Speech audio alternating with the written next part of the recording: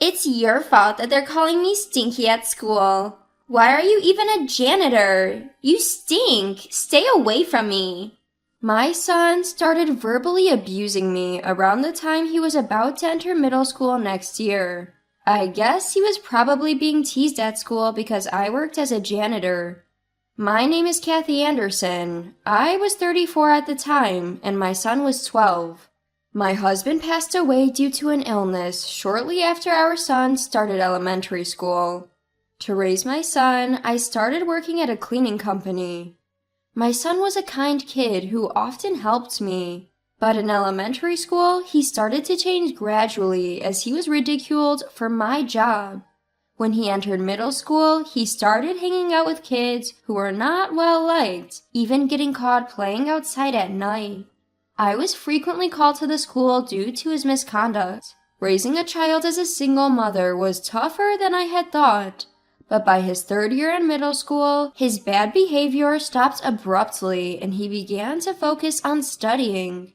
It seemed he was scared straight after witnessing his friends get caught by the police for shoplifting. I don't want to live a bottom-of-the-barrel life like you. I'm going to study, graduate from a good university, and lead an elite life by getting a job at a reputable company, he began to say. While I had mixed feelings about his words, I was relieved that he had finally started to show some motivation. I thought the priority was to let him focus on his studies. It was indeed joyous to see him entering a good high school and studying hard. And so my son was admitted to the high school he had hoped for. I was truly delighted. The high school my son attended was private, and both the admission fee and tuition were far from cheap, but I managed to cover them by increasing my shifts and tightening my budget. Hey, what's with this pathetic meal? I need to eat more nutritious things, Give me better meat. I'm sorry, I'm doing my best, but paying the tuition is all I can manage. Then work harder. You're just feeding me this cheap food. Are you even my parent? It's a parent's duty to support their child.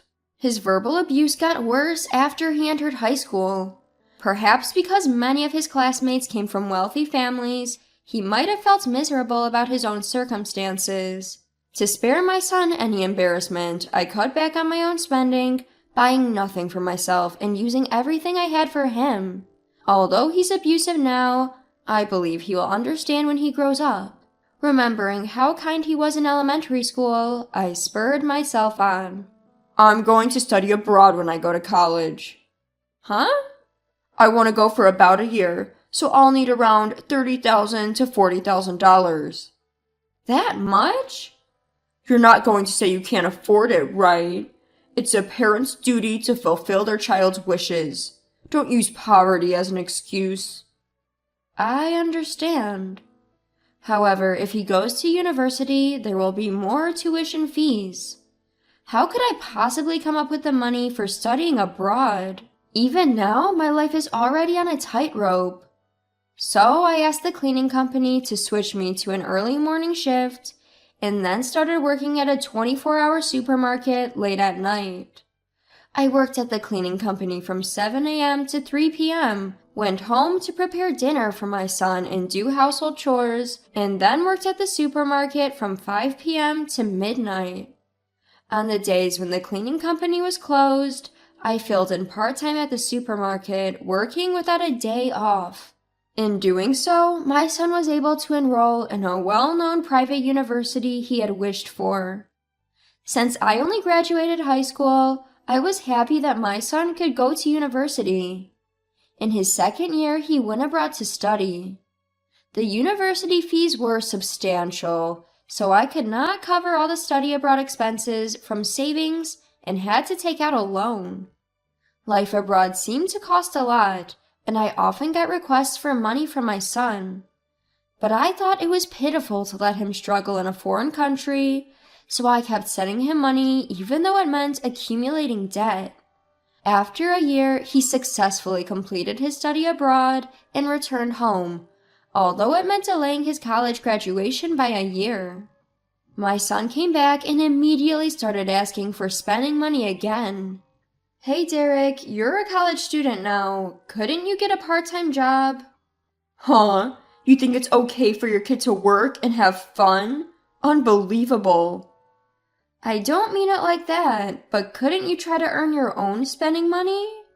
I have my studies. That's a student's job. If I took on a part-time job, I wouldn't be able to properly job hunt. Do you want to ruin your kid's future as a parent? This is why I can't stand people with a low level of education. I'm sorry. My son was the same as ever, but I was relieved to be able to get him through college safely. He got a job at a pretty well-known company, and it felt like a weight had been lifted off my shoulders. Once he started working, he finally stopped asking for spending money, which made life much easier. But the debts from his college and study abroad were still there, so I kept working day and night. After 4 years of him working, I was almost done paying off the debt. My son never contributed any money to the house, but I managed. I tried talking to him about contributing a little if he's going to live here, but he said, You expect your child to give you money? Being a working adult means having social obligations, and it costs money. You, a cleaner, and I, who work at a large company, are not the same. So I never mentioned it again. It's tiring to argue like this every time I say something. Maybe by this time I was used to living like this and didn't find working day and night too hard. But unknowingly, maybe my body was screaming for a break. I was probably pretending not to notice.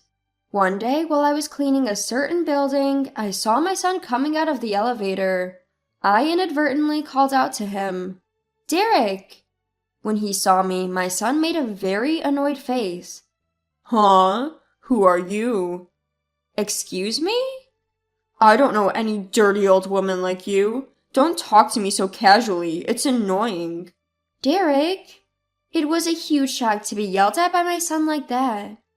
My son didn't even look at me properly and quickly left the scene. That night, after finishing my late night shift and returning home, my son, who should have been sleeping, was up drinking beer in the kitchen. As soon as he saw me, he shouted at me like he had been waiting for me. Hey, old woman, what are you thinking? What are you talking about? Why did you call out to me in a place like that? That's a crucial business partner for my company. Is that so? I've been cleaning that building for a long time. What a coincidence. Listen, even if you see me, don't call out to me. It's shameful if people find out my mom is a janitor. Don't embarrass me. Embarrassing? I've been raising you like this. What? Do you think you can sell me a favor with that? I don't mean it like that. Anyway, if you see me outside, we're strangers. Don't casually talk to me. It's a shame for me if people know someone like you is my parent. It was quite a shock. I had been working day and night like a workhorse for the sake of my son, never expecting him to say something like this. I had been hoping that one day he would change, but now it felt like that day would never come. As I worked with these thoughts in my mind, I slowly started to feel faint. When I came to, I was lying in a hospital bed. The doctor told me it was due to overworking. You seem to have accumulated a great deal of fatigue. You've been pushing yourself too hard, haven't you? Did I pass out? Your colleagues were worried. They said you always work too hard, Mrs. I see. I ended up staying in the hospital for about a month for recovery. Of course the hospital staff contacted my son, but not once did he visit me during that time. But my colleagues took turns visiting me in the hospital, which was very encouraging. The person who rushed to see me first when he heard I collapsed was Mr. John Harrison. He is a kind person who always praises my work and is considerate of me. He had lost his wife early and raised his daughter as a single father. We had similar circumstances and we started talking a lot. You've done really well until now. I think it's time for you to take it easy. When Mr. John said that, I couldn't help but shed tears. It felt like all the feelings of being unrecognized and misunderstood that I had been holding inside were melting away. I realized that I had been stuck in the mindset that I have to work hard All this time. A month later, when I was discharged from the hospital, my usual daily life was waiting for me. But I had stopped expecting anything from my son, so I felt a bit lighter. Although I didn't speak to my son much, one day he told me he was getting married. The partner was the daughter of a high-ranking official at the company he was dealing with. That's wonderful. Well, it's natural for a man like me. After all, I graduated from a top university, studied abroad, and am working for a top company. I wanted to say, who do you think paid for all that, but decided not to say anything unnecessary. Saying anything wouldn't change my son. There is nothing to gain from an unproductive argument. But you don't have to come to the wedding. Huh? It would be embarrassing to have a parent like you come. So I decided to rent a parent. What do you mean by rent a parent? See, it's an era where you can even rent a family. If I can have someone who looks much richer than you attend as my mother, it would make me look good. You're having someone else attend as your mother? That's far better than you coming. So that's what you thought. Of course. You are not suitable for a top-class man like me. Don't come to the wedding as a poor, low-class person who scrapes by. Okay, then I don't care about you anymore. I'm going to move out of this house once I get married, and I'll never come back. I'm cutting ties with you. Okay, if that's what you want, I don't mind. Well, with that settled, I'll finally be free of having to see your poor face ever again. With that, my son announced his plan to move to his new place a week before his wedding and left. I said nothing and merely watched as he walked away. I thought at last everything was over. There was still one concern I had, but I didn't share it with my son. Little did I know how it would unfold. On the wedding day, my son called me incessantly, like a madman. Being quite busy, I initially decided not to answer, but his relentless calling left me with no choice. What the hell are you doing? Pick up the phone straight away. Not like you have any serious business anyway. I'm actually quite busy, so what's up? Isn't today your wedding day? Yeah, that's why I'm calling you. Get over here right now. Huh? What are you talking about? I'm inviting you to my wedding. Be grateful and come now.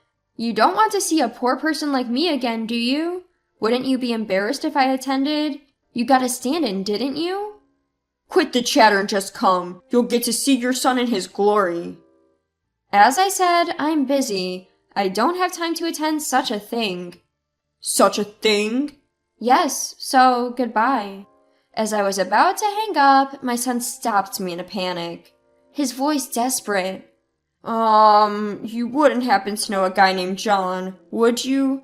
The CEO of the company where my bride's father works? Why so?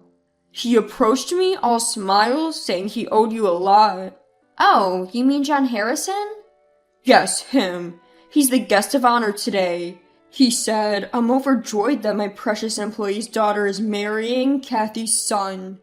Oh, I'm quite familiar with John. Really? How do you know the CEO of such a big company? I told you before, didn't I? I work as a cleaner in John's company. That building? John is the CEO of the building where I met my son at work.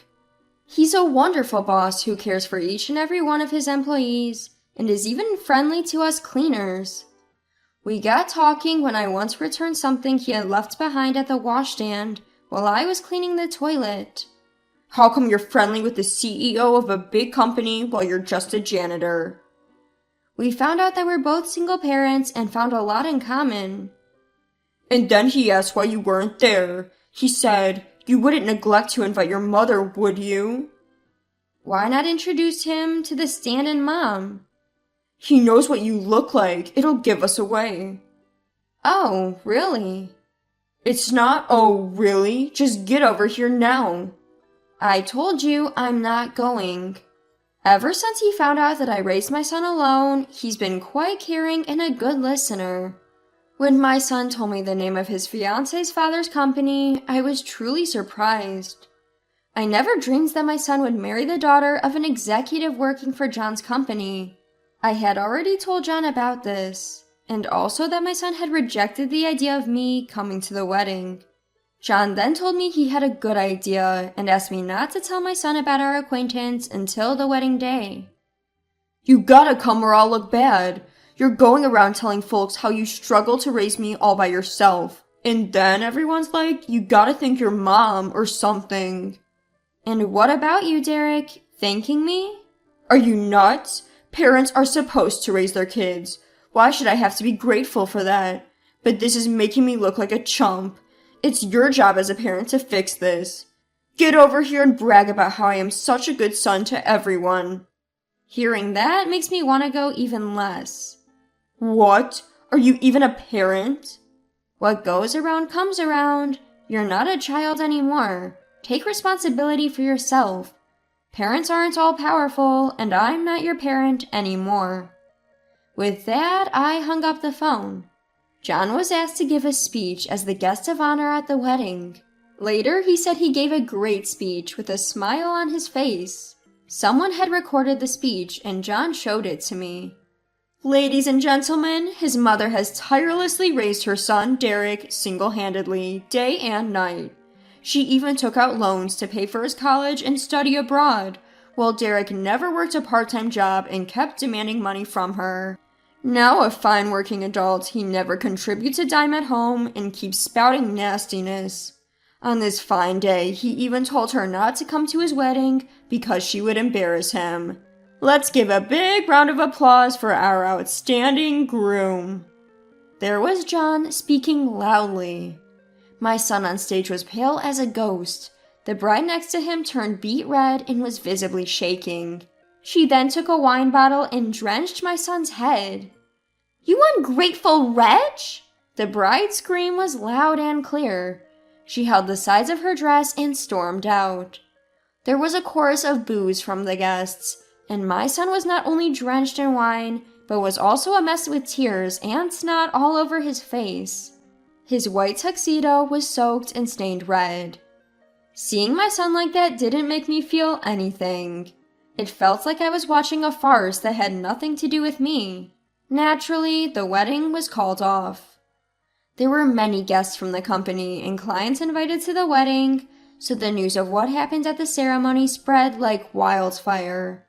I heard he began to receive cold stares both inside and outside the office. It seems he eventually quit his job due to the hostile environment, but the details of the wedding went viral on social media, and he couldn't find another because of it. After his bride left, he couldn't afford to pay the rent for their new home, and I heard he was evicted. About a month later, I received a call from a public phone. "Mom, where are you right now?" Who is this? I don't recall having a son who would call me Mom. It's me, Derek. Oh, I do recall knowing someone by that name in the past. What are you talking about? It's my fault. Please help me. I don't have a job, can't pay the wedding expenses. I don't have a place to live. When I came home, you weren't there and someone else was living there. Oh, I moved from the old house. The day of your wedding day was moving day, remember? That's why I said I was busy. Where did you move to? There's no need for me to tell you. You're a stranger now. I'm living in a park now. A park? Did you become homeless? Yes, I'm living off picking up cans. You, who look down on janitors, are now picking up cans? That's a pity. Don't you feel sorry for me? Not at all. We're no longer related. Please never contact me again. Goodbye. But... I hung up. After that, he never called again. He might not have money to make calls anymore, but it's not my concern. I have no intention of ever seeing or getting involved with him again. Later on, I got remarried to John. His daughter, who had already married and moved out, was very happy about our marriage. From now on, just the two of us are planning to live our second lives happily as a couple.